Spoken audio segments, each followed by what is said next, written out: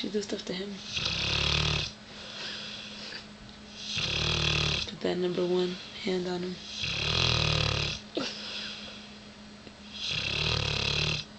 Let's see if we put something in his nose. If he'll notice.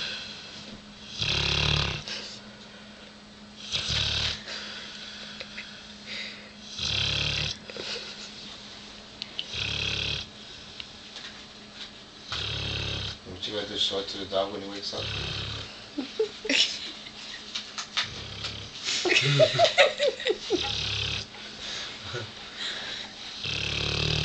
Damn.